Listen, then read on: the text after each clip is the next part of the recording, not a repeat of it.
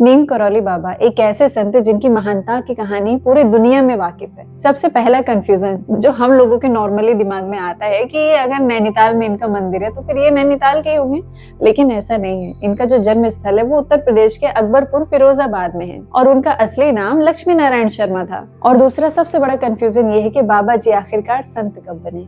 तो 17 से 18 साल की उम्र में ही इन्होंने अपने घर परिवार सारे मोह माया को त्याग दिया। जिस रास्ते को लोग पूरी जिंदगी नहीं समझ पाते, उस रास्ते को बाबा जी ने जवानी में ही पा लिया। और बाबा जी का नाम नीम करौली बाबा ही क्यों पड़ा, जबकि उनका असली नाम जो है वो एकदम ही हटके है, वो था लक्ष्मी नारायण शर्मा। ये कहानी भी बिल्कुल उन्हीं की तरह अद्भुत है। तो बाबा जी एक बार ट्रेन में सफर कर रहे थे, लेकिन टिकट चेकर आया, उनसे टिकट मांगा, लेकिन बाबा जी के पास टिकट नहीं था। तो बाबा जी चुपचाप शांत होकर बस मुस्कुरा रहे थे और टिकट चेकर ने नेक्स्ट प्लेटफॉर्म, जिसका नाम था नीम करौली गांव, वहां पे उन्होंने उतार दिया और बाबा जी बिना किसी विरोध के वहां पर उतर गए। लेकिन कहानी बस यहाँ नहीं खत्म होती।